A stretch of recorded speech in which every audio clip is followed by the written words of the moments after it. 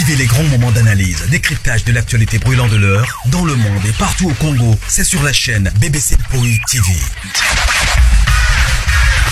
Toutes les vérités sur fond d'analyse, décryptage, sans langue de bois.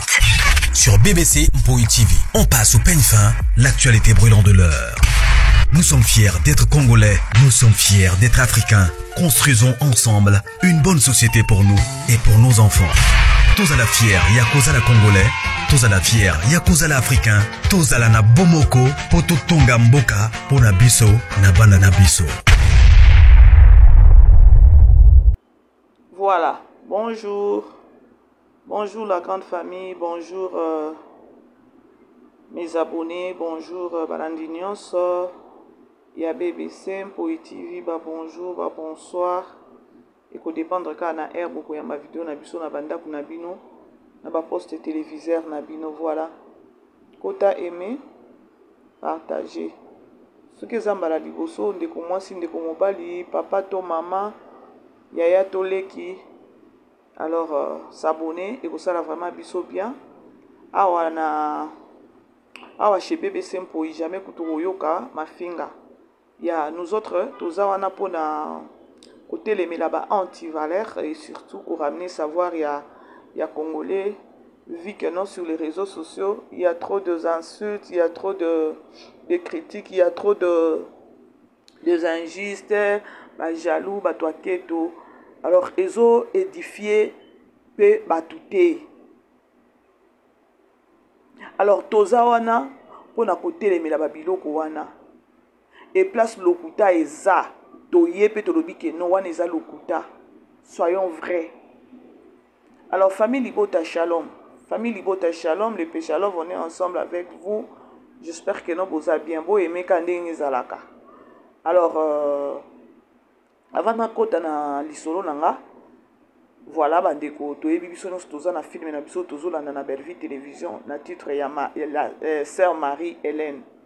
Lobi totala ki 10e épisode, les lots ont entamé 11e épisode. Alors, tous à la ebele wana pour nous soutenir artiste na biso oyo azo komela biso ba filmer ba histoire moko ya bien ba histoire moko oyo ezo édifier ba histoire moko o peut-être donc ezo bimisa batu na ignorance. Ah oui parce que la Bible nous dit mon peuple périsse par manque de connaissance. Batu o baza na ignorance, eza batu o baza déjà na libebi sans pour autant koyeba. Alors Belle Vie aza wana na ba film na ye, eza ba film moko te Tokyo lo bakene eza ba film moko kaka ya ba futilité, ba film moko eza sans leçon, sans nini non, ba film ya Belle Vie. Soko saka muto amayele na ba toujours merci à notre Dieu parce que famille Libota bato amayele nde bazalaka na famille Libota. Nde loko to mona kapenza bandeko ata bandeko ba mama o babenga kanga ya famille Libota tu sens que non ba responsable bato mayele, c'est-à-dire que non il y a que des gens au bazar mayele ne bazo accompagner pe vision ya Belle Vie pose à la sans mayele sans conscience aux apembe ya Belle Vie et toke bongo po obo ya Belle Vie il faut zaka mutu moko za na conscience te. Il faut que mutu moko za na mayele te ndo obo ya Belle Vie. Soko za mutu mayele, oza mutu conscience ne salaka. Okolinga to za pembeni ya Belle Vie. Po oko gagner quelque chose na simande ko mwasi oyo. Mais lokola batu batambola ka na ignorance, batu bazo tambola sans ba conscience, batu baza plus mêlé na buzoba et voilà nde makamino so tozo mona sur les réseaux sociaux. Ce qu'on a BBC na loba ke non, na ko sesaka jamais koya kolobela Belle Vie dans le bon sens. Naroki jamais koya na détruire mutu moko boye ou peut-être lorsque na ko salango ba retomber ko la Belle Vie. Je peux pas faire ça. Alors bande koto za la wana ebele lelo 11e épisode na biso lelo total sort ya nani ya Belle Vie total sort ya Marie-Hélène po ya salo bia kotika na été tozo e batiso ke no kota na ndako nganga o ya o yo nzambe. Atika Belle Vie qui m'a parce que Agno quoi mi n'est pas belle et pas turbo. Alors to koyeba sort ya turbo ezande nini denga tinda ki ba Patrick o baza ba voisin na ye. Alors tous à libérer wana na 17h30 biso 17h30 na kin ba 16h30 voilà. Bandeko, vous savez quoi? Bomoni photo ya miniature na biso, bomoni pe titre na biso. Ya na ngina luba ka onde na uchi ko luba awa. Mama BBC nini susu na papa Serge, nini susu. Ah papa Serge asa baleli biso, asa baleli biso Poutine kuna sombeli na mama Bokido kuna déjà lopango. Hey! Ye photo tombola iti. Eza bongo te. Ha! Muto zweli biso Poutine. Toi pour meme likolo, waya. Voilà, c'est juste, vous savez, dans le Bakango, que ils allaient bientôt ça, éloge lorsque la personne elle est vivante. Bon, mon photo na Chiwana, ils ont photo ya papa Serge, de la publication quand dengue zalaka sur Facebook, quand dengue zalaka sur Facebook, et voilà. Babandaki koloba mabe po bandeko appelle ekotaki nazaki wapi nzambe nanga bomoni papa Serge ndenge eza wana bomoni publication na Chiwana, c'est-à-dire que non il y a eu quelque part sur les réseaux sociaux balobaki neti mabe ya belle vie, voilà. Et papa Serge, moi j'aime batu o balinga ko asime na babiloko oyo peut-être ya obaki non awa il faut na asime. Et lorsque tu assumes, dans les bons sens, pas Serge Alobi, fier d'être à côté d'elle, loin de tout ce qui se dit sur cette dame, nous l'aimons. Vous voyez qui est?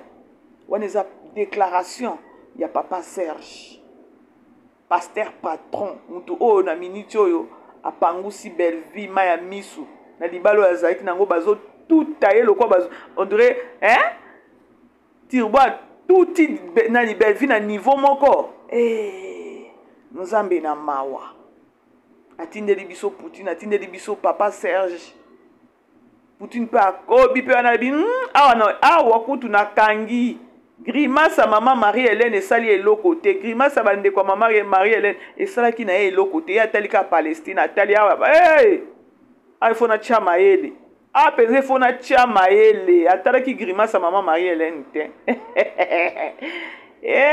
nzambe bo aimer bo partager wana to jali, c'est-à-dire que non pas Serge Alobi que non fier d'être à côté d'elle, loin de tout ce qui s'est dit sur cette dame, nous l'aimons. Oui, tu as dit que non il y a d'autres personnes babimawa bafinga papa Serge pour peut-être ninga zalaka na belle vie, peut-être éloge moko kopé sa po na belle vie et abato ba kofinga na bato ba kofinga nga na kolobaka eza bato baza na conscience te pour ceux qui ont na conscience au finga. Vous savez, dans la vie il faut que ba ko sala choix et ça la important na vie. Lorsque nazolo ba choix peut-être ya partenaire na yo, choix ya ba camarade na yo, choix ya entourage, choix ya place oyo koki ko fréquenter. Je vous dis non, Bisabino ya solo. Et papa Serge a une vision. Bota la ka ndenge maman Loketo azo bina. Parce que ya ko raté te, il faut ka na tout la ke bordir. Ye ko raté te, ye bordir na ego zanga te. Ye bordir na ego zanga te. Bota ka âge papa Serge, un père respectueux. Siko pembeni ya maman Loketo bibina wana. Qui dansait zone ya koma soki Maman Loketo akoma mu dansa. Babiloko wana eko apporter nini et pas papa Serge. Non, tozo solo là. Je vais juste ramener savoir na bino encore conscience na bino akoloba ke non. Il faut toujours koyeba ko pona place à bien. O koyeba ke non na gagner te loko moko ya bien. Là on comprendra pourquoi papa Serge a ça la choix na ya bien pas belle vie. C'est profond hein. Oya komi alobi hein. Fier d'être à côté d'elle, loin de tout ce qui s'est dit sur cette dame, nous l'aimons. Beaucoup de flatterie. Moutoua a koloba flatterie et ça moutoua a conscience te. Botala, ba film nyonso tozo tala na belle vie télévision. Tokende na ba tableau ya papa Serge. Papa Serge non, papa Serge a joué à kitoko. sans blague bandeko papa Serge apesaka Belle-Vie oyo Belle-Vie alukaka yango bomona ke il est trop na ba film à Belle-Vie parce que Belle-Vie peut découvrir papa Serge au moins na batuloko papa Serge na monde na bino ya art sur ça na batuloko papa Serge bien parce que papa Serge a joué à rôle union so ko pesa ye bota la rôle oyo azo jouer neti na minute oyo na sœur Marie-Hélène aza boss aza boss akufela mwasi et puis azo sanini azo se respecter aza paternaire na kati église nga kutu na bando kanisa ke non ebande na ba premier épisode wana nga kanisa ke non ba mbongo na azo pesa na ki donateur na ye kuna na kati église na bando kanisa peut-être que non akosakana na ba fille nyonso ya kati église parce que kendaka bongo to yebi ba papa mususu baza bongo na ba église mais ye akenango na responsable akufela mwasi azoluka mwasi nini oyo akoki kokotise pembeni na encore na kati ya vie na ye azoki temps na kati église ba Marina bazate ba Priska bazate ba Dada bazate ba tukombia baza na kati église wana mais papa Serge achaki bango kate c'est lorsque ta onka Belle-Vie ayemba la moko sa nini atie Belle-Vie ka tongi toloba nini na kati ya film ya na place wana c'est-à-dire que non papa Serge na kati église abane kozwa temps ya kotala ba fille na nyonso comportement na bango na ofongola bino na ofongola eza BBC mpui bon na ngoka ke lekika bongo mais soki to bito solo la to kende na analyse normale ba fi bazaki na kati église pourquoi papa Serge azaki bango te mais kaka tango Belle-Vie aye ça dit que non papa Serge asaila ki mukolo azaki temps ya observer ba signo ba fi nyonso na kati église wana nani akoki kozwa ye bango nyonso bazaki miyibi ilobi papa Lianzi miyibi botala ndenge maman Marie-Hélène na bambani soki siko azalaka papa moko oyo azo se respecter te mais la kwanzi bango nyonso na kati église wana nde la kwanza pe maman Marie-Hélène wana bozo comprendre bande quoi bon comprendre et aucune analyse moko boy to ramener dans le savoir ba conseil ça va te zongo nga kutu na premier épisode deuxième épisode je crois na lobaki yango na bibande ko non yeba te papa Serge ni position les anini ni église façon zo kabakaba wana et voilà mais tala niveau sikoyo ya muto mayele ndenge alongoli biso pe alongoli neti nga mama BBC na penser na zaki nango botala tout ça na kati église eza pe conseil ya ba jeune fille wana to mona ba Marina to mona ba Dada to mona ba Priska mobali atalaka pe observaka bozo panzana botaka ndenge mama mukolo Marie ene ndenge yake ko panzana bachaki ekate alors les bandeko basi mususu bozara na l'église bobala te essayez de bien vous comporter leçon moko peza wana ya mutu moko étrangère moko boye kaka ye à côté de bino na église pas azwingolo obino bovanda na ye baane na kati église bo comprendre ye bandeko bo matiselanga ba focus eza ma BBC bo matiselanga ba focus eza mama BBC to solo la kitoko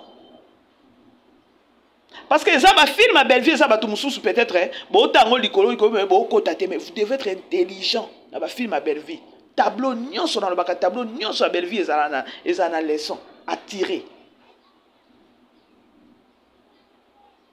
Belle-Vie ataki muto à l'église wana te na kati église il y avait des filles il y avait des dames ils étaient célibataires bazao ba oluka mabala bozali na donateur bozali pesa na ngolo ba comportement na bino ba chebino kate yango bomona ka bozana mobali na kati église bozana mibali moko na kati église wana papa alongo la bala kaka na kati église mais akeko bala côté mususu amemeli nde bino mutu na kati église et ça la passe na ba pasteur mususu kutu pe ça la passe ya koloba ke non et ya tiki bana na ngai akeko bala libanda eza na leçon moko eza wana na kati église ya koloba ke non vous les jeunes filles bino basi oboza na kati église bokoza na mobali moko azaka wana zoluka mwasi akobala mais bino milimo na bino soki boteka mayele zate bozo na ba laisser aller moko boye bozo afficher donc bozo bozo reflecter image ya sœur ya église te. Mobali abimi ake kobala libanda. Et ça les maka. Ah oui, hein, bande ko esaka soki bolobika bo mama bébé sa kosi bokoma kuna keno mama bébé sa kosi. No ba keno na lobela na place na église. Et lorsque na moni pe capture oh ya papa Serge, je me suis dit non, na betango ka dada. Bino bo matiselanga ka ba focus c'est ça nga bien. Na lo toujours que non numéro na biso eza wana. O aza besoin ko benga ma BBC, o bengi ma BBC. Kotala ndenge mama BBC ça ka ba analyse na ye. Olingo pesa matière moko lobi que non ah ma BBC muto ko solango bien. Ko hésiter te. Numéro na biso eza wana o pesi. Na lamba ngo kitoko to leki.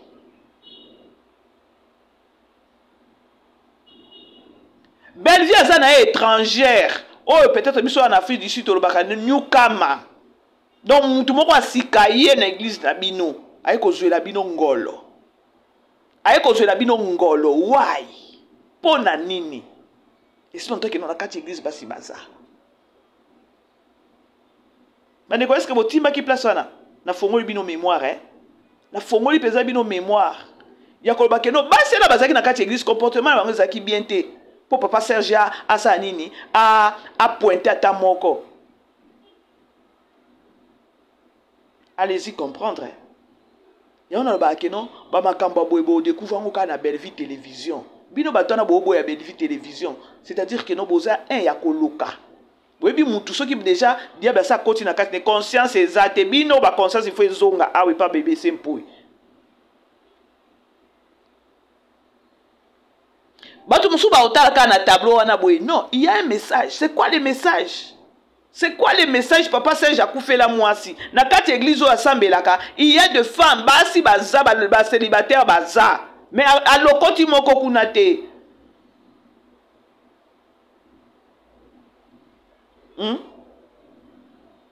Moko kaka mupaya moko aye. Ndaye ko pointer. Eza leçon, eza message eza wana na kati église. Il y a des cobasso bazana na kati l'église oyebi ke non oza célibataire un des 4 matin il faut bal.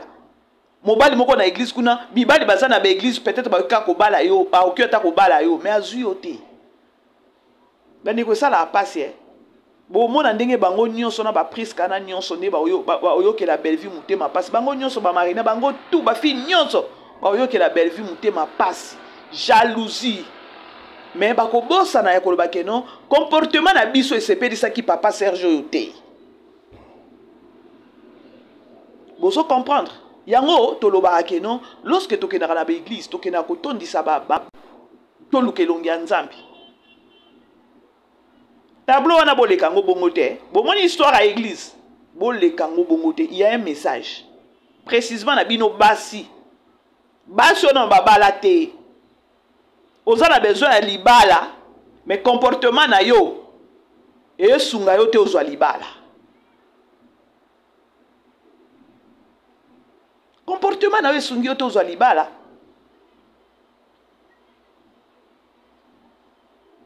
Papa Serge Alobi, fier d'être à côté d'elle, loin, musika, na nyonso baloba kapo na ye. Moi je l'aime. Flatterie ni nyana tokoloba keno eza flatterie. Papa Serge aza mukolo. Papa Serge atali carrière na ye, atali aro eza na kati na ye, il faut bima. Il faut épater bato. Il faut bato ba yebanga. La personne où il faut nazane pembeni c'est Belleville.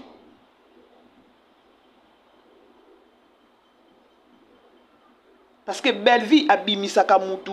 Donc Belleville atalaka eloko eza na kati ya mutu. Tant que le bagazar au fourré au moulin a commis, et puis na scénario sous ça. Donc attends les lois à la katia mutu. Et puis à bimi c'est un go bouf. Est-ce que vous voyez ma Belleville à bongo? Il y a un moment dans ma film belé papa Serge Azalaka dans ma film belé ya Belleville, c'est parce que Belleville a découvert pe biloko et belé à la katia papa Serge. Bota la papa Serge rôle union so bébé na soki bébé c'est susu rôle union so oyo Poutine a pesa kaye ninga beta kango dada bota la rôle ba pesa kaye ezaka susu rôle nini susu na bosa ni titre boko milanga eza ki rola nini nzambe nanga o Belleville azaki na mbongo ya azoki ake kolukele papa Alain poka balia ye bambongo botala role ndenge ajouaki yaya moko yaya moko boye ya zoba yaya moko boye ya ndenge abeta yango mpe kitoko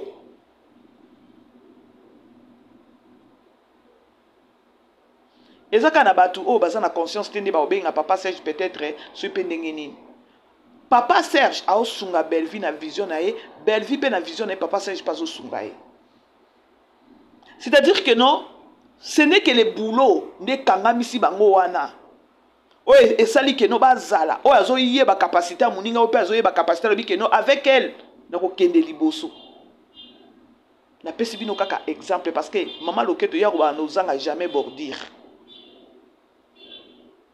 botala ba casting botala ta ba scénario banini na ye siko botala botyana papa Serge akokende wapi akozonga wapi chez Sila okende nde nani na yo nde okende kokanga c'est quoi les trucs musala no encore art na yo oyo eza na kati na yo olea edo ebima ya okende nde koétouffe yango na nini na ba problème parce que elle est déjà problématique botala ndenge bamisusu bakomi na cité mpe kaka kombo bashérika wana botala est-ce que papa Serge akouta aza na mwasi aza na bana aye penza pona musala pona komona ba bêtise na oh mama loketa osala mais non to sala nde musala après tout ce que papa Serge tango azolo bakeno fier d'elle fier d'être à côté d'elle musika loin de tout ce qui se dit sur elle donc yaza musika na nyonso oyo bazolo bapona ye c'est-à-dire que non papa Serge azotala et loko eza na kati ya Belleville bon comprendre hein po alobi bien aza fier ya kozala pembeni ya Belleville musika na nyonso bazoloba na kombo na ye cette femme je l'aime nous l'aimons papa Serge azotala façade ya Belleville papa Serge azotala na habité on a okoloba à part façade ou encore na okoloba la personne de Belleville boy physiquement non papa Serge atimba tongo aomuna o eza na kati ya Belleville bomoni muto mayele aninga ko gagner muto atali ke non kotala mutu ya libanda te extérieur te talaka intérieur ya mutu c'est-à-dire que non papa Serge a découvert na kati na intérieur à Belleville qui bon moto sagesse intelligence savoir-faire savoir vivre tout ba friwana tout ce que tu lubito kene nango musika neuf fruits de l'esprit vandi na kati ya Poutine bon comprendre bandeko c'est difficile nga a okoleka te ti boko tchanga na ba miniature nde souwe nanga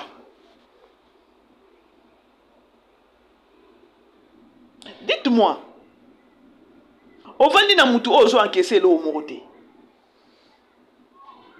musala oyo ya art eza musala moko boy tu dois travailler il faut za na mutu moko boy oya ko sunga yo po bimisango eza na kati me okoko bimisango te Belleville sala yango Belleville sala je crois bon na tchela kabino c'est quoi les trucs na tchela kabino Alex eloko aloba po na Belleville aloba Belleville atala kaka ngai boye na kotala ngamba la moko apprêter to zaki soki 3 4 a pointer nga bi ke non nazo luka nani moko boye est-ce que aucun jouer boye pas andimi atala ki façade na ye parce que to yebi ke non Belleville atala ka pe soki azotia famille aotia mwana boye azotia boye atala ka pe ko konta sana ya ilongi bokoka na bilongi c'est-à-dire que non asa la sentiment te asa la sentiment te bandeko ata baloba ke non mokili eza ya intérêt oui mokili eza ya intérêt mais na intérêt wana gagner pe eloko po na yo peut-être soki mutu wana aza te je crois na lobaka yango esusu na interview moko boye papa Serge alobaka alobi non cette dame là aza na ba nerf solide ekoki oyinde ezoyinda sur les réseaux sociaux boye aye mpe acordonne makambo nyonso papa tosisi mpe azwi mutuka ne azongi na ndako bapapa Serge batongaka yango omona ata babizengi ya mibali oyo bazobimisa banani baobimisa baaudio baza mayele te boki ozala bozosolola kaka ya normal boye yo meni yango dire matongi papa Serge alobaka aloba nini alobi omona peut-être boye toza na tournage boye tobendani nanu pembeni tobi non cette femme elle est à féliciter hein?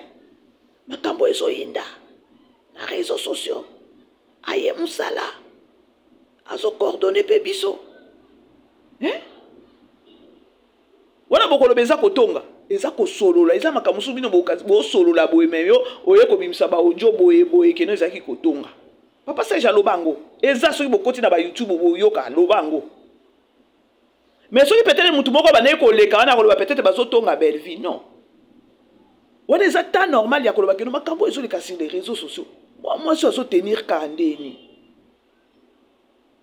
alors eza babiloko moko boye ya eza baka moko boye rare na être humain. Maintenant, pourquoi pas la féliciter? Pourquoi pas l'aimer?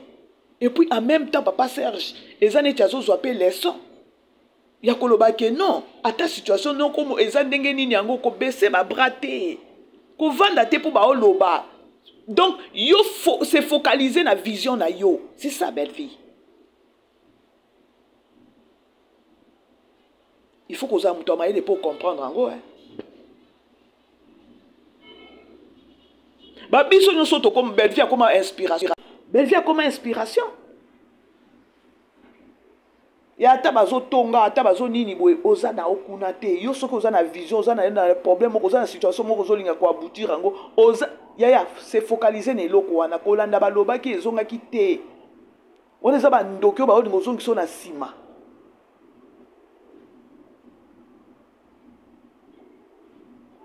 Lorsque papa Serge azoba ke non fier d'être à côté d'elle. Ah, bandeko. Rien à dire. Rien à dire. Papa Serge Nengazawana, il est marié. Malgré que fait la moi c'est à Bala déjà, à se remarier. Azana Bana, c'est un père responsable. Fier wana zolo bakeno, il est fier d'être dans pembeni ya belle vie. Et bikakaye. Oyo a gagné, ou peut-être a encaissé, ou peut-être a hérité, pas belle vie. Donc, c'est-à-dire, papa Serge Boé, le lot peut-être to souhaité que non, et ça, et comment non, et ça que non, to ça juste analyse, to souhaité, et peut-être belle vie n'est pas 100 ans moutombele, to zawa. Que non, belle vie a zaté. Papa Serge, et kozala. Perte munene na vie na bango. Na lobi bongo poani parce que baebi valeur à belle vie. Baebi qui est belle vie. Oh lelo communauté. Ba obete mabanga, ba ochola ba ofinga et sans pour autant les savoir que non. Moi je suis dans ma capacité moko boy à mériter ma soutien. Bandeko bo aimer beau partager. Vous aimez vous partager. Ah, les BBC pour une famille libota. Aimez partager. Les péchés là, vous posez, hein? Si c'est la famille, quoi. Vous comprendre? Si vous posez l'analyse à maman BBC, il faut zapper comme toi, hein? Parce que jamais coûte tout.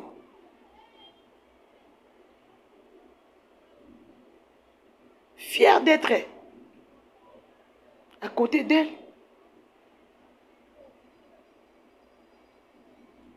C'est-à-dire que nous avons dans moutou, nous avons la kaka plus côté bien aillé. C'est ça. De bavanda kana batu. Papa Serge peut se retourner loba des fois belle vie. Ah yé biso peut des fois belle vie. Donc so yé biso que des fois belle vie ça parce que aloba kana été ata makambo eza lokuta ba okosele akoya pona ko démentir en côté. C'est-à-dire que nous moutou ça na défaut hein, vous comprendre. Pour ceux qui ont papa Serge Wana, on le dit fier d'être elle, mais Azangi peut défauter, défaut nezani. Je ne pense pas que eloko ekozanga ya koloba ke no belle vie atali kambo moko ba koseli OK ayebi vérité abima ya ko démentir ngwa osa elangote. Elle est toujours silencieuse là, et voilà, voilà, voilà. Donc, c'est-à-dire que nos défauts, ils ont.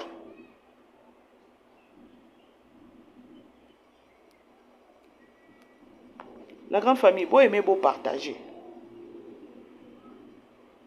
Bon, mon éli kamuna ebisibino. Belle vie azana étrangère. Azana newcomer. À côté église donc mupaya na kati église donc yembala mokonta azon anini azon engolo nae. Mais na kati église basi bazalaki. Est-ce que bandeko bomi tuna ki atate question autant bota la film oui comment est-ce que Belvi kaka yembala moko na église boy pas papa c'est-à-dire que non papa c'est azaki na besoin ko bala. Ce qu'on va akobala nani na kati église basi baza mais comportement basi eza bien té. Il y a un message. Là, soit dans le tableau, on a komona que non papa Serge, Belvi a yeka papa Belvi a pointé de Belvi. Mbala moko sombeli pe Belvi, a sombeli pe maman bokilo ndako. Comportement bateau tozo mona sur les réseaux sociaux, boza kaka église bozo que l'église, c'est quoi votre comportement? Oza na besoin ya libala. Oza na besoin que no babala yo. Comportement no les ndenge nini? Ozo affiché, ozo fréquenter église. Bandeko. Ah non, belle vie, oumela maman. Oumela. Bandeko biso toza batu moko boye hein. Ya. Moi j'aime le komoko ya ma donc pour muto comprendre au balobaka que non, il faut un esprit à discernement. J'aime trop quand on film à belle vie parce que ça va filmer moi que fongola kabongo. Si qu'il faut ande muto maele. Pour fongola ma pe bongo ngo. Bon moi na memi bino likolo siko na place na tableau wana. Il y a un message dans ba décobation pour vendre na kati ya l'église. Bota la net sœur Marie-Hélène. Elle a fait combien de temps dans kati église? Bota la âge nae. Bota la âge nae. A balate a eloko mokote. A otula. Likolo nango komi kopesa ba prophétie à lokuta. Mais papa Serge Azaki déjà ça timbié. Ya tala o kout na ki obala été. Même si bino que non, mon signal so akendaka église aza ya kobala. Aza kobala te pona nini ba comportement yango leso eza na kati message eza na film o ya belle vie.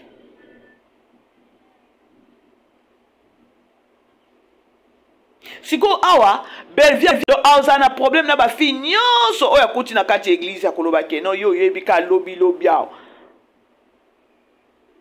Oyo kobala mobali biso tozaki amona ki biso te. Bande ko ezala bongo te sezalaka. To mona ki à Barcelone à koti kaka poto après ce qui un mois après ce qui 2 mois passeport rouge à kiti Congo zonga isusu azongi boy passeport rouge biloba loba na is. To mona ki ba life matakita a ka ba baby c'est là document. Oh batu mususu ba ya na mboko yo ba vanda ba 10 ans ba 15 ans sans document ye commerce kazu papier passeport rouge. To tuna na kate hein to tuna ka c'est pareil.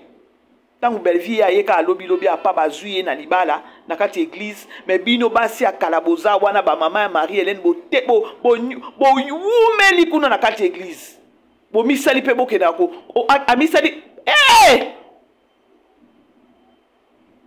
il y a un message à comportement, il y a ba jeune fille, il y a ba maman lorsque vous fréquentez église. C'est quoi votre réflexion?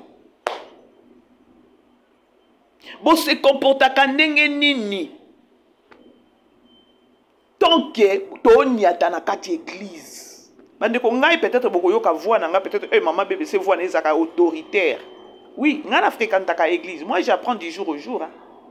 Atata on a na sali analyse boy papa naza na conscience na nga ya koloba ke non naza mutu na kendaka église je dois savoir comment me comporter ya on bomona nga na linga quand même pas ko finga na kena mingi na ngambo ya belle vie parce que nga na lingaka bongo na nge fonctionner ça là j'aime apprendre na linga biloko à terre il faut bongo na nge tourner ya on bomona maman bébé ça la biso analyse maman bébé c'est ya parce que je comprends na linga bongo donc ezane ti ba devoir moko bo belle vie a pesa ka ba na ba film na ye. Et ça va devoir il faut bongo no ça apesa pour comprendre devoir wana siko au travailler devoir wana akenda corriger andima. Bon, mon amour, quand attendez l'équipe à wana que non, Belleville papa Serge Abalié. C'est quoi le message? C'est quoi le message na kati tonga ya Nzambe, na kati ya ndako ya Nzambe? C'est quoi le message? Basi bazaki na kati église wana? Basi baza na kati église? Papa Serge amona ki bangote? Quand mutoyen lobi ambala moko pa, papa Serge alokoti. Ba comportement na biso lorsque tozo ke d'église, ba comportement na biso eza bien té. C'est un message fort. Bon longwa na ignorance, bon comprendre. Si quoi eoza, bango nyonso bako ina Belleville. Église na nyonso basi nyonso bako ina Belleville, surtout ba o babanda ocha papa Serge Ka. Bako ina e. Bon moni place poison ekotaka. Ceux qui Belleville a na ignorance a olia poison. Ceux qui peut papa Serge aza souple au monde a pe azu moi si ne ba longwe pe l'église ba ke côté mususu. Ah oui hein, yango au monde a ba donateur ba bimika donateur bo bandi ko kanisa donateur wana ba nei ko sala boye. Ba comportement na bino na kati église qui mi saka pe ba tout. Nzambe. Ce que pasteur des fois à la fort. Pasteur des fois à la fort.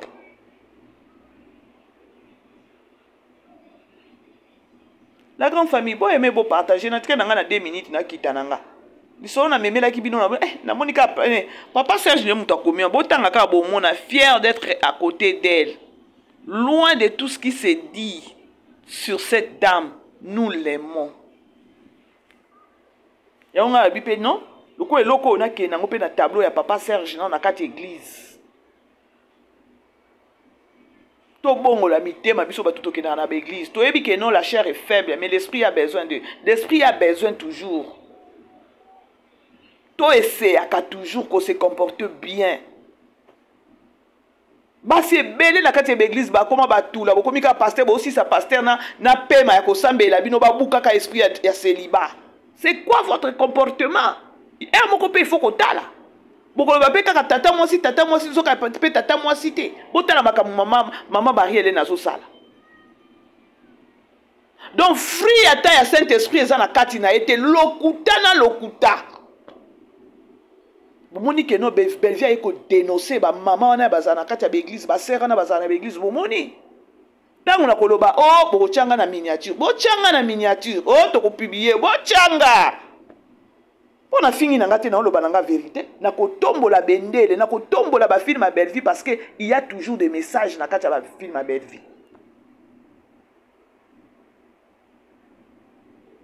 Ba idée wana boye bisanga na non bordure ozanga te mama loketa obetango. Botano ndenge tableau wana ne film bandaki mbala moko azaki mwasi ya turbo libala ya ba problème je crois na affiché ki na bibandeko film ngwe bandika na premier épisode papa Serge nani turbo to koya ko ine pamba premier épisode na ko beta Belleville aye ko fongola biso na troisième quatrième pourquoi turbo bandaki ko se comporter bongo zoka zalaka na mwasi Mwasi nani Aziza, akuta ya faga delina mastana ye. Ce genre des idées. Okoyoka. Alors la grande famille, nakomi na suka. Nakomi na suka numéro na biso zawana. Tokutani prochainement. Bisous, bye. Bye bye. Vivez les grands moments d'analyse, décryptage de l'actualité brûlante de l'heure, dans le monde et partout au Congo, c'est sur la chaîne BBC Mpoï TV. Toutes les vérités sur fond d'analyse, décryptage, sans langue de bois. Sur BBC Mpoï TV, on passe au peigne fin, l'actualité brûlante de l'heure. Nous sommes fiers d'être Congolais, nous sommes fiers d'être Africains. Construisons ensemble une bonne société pour nous et pour nos enfants. Tous à la fière, Yakoza la Congolais. Tous à la fière, Yakoza la Africain. Tous à la na Bomoko, Poto Tonga Mboka, Pona Biso, na Banda na Biso.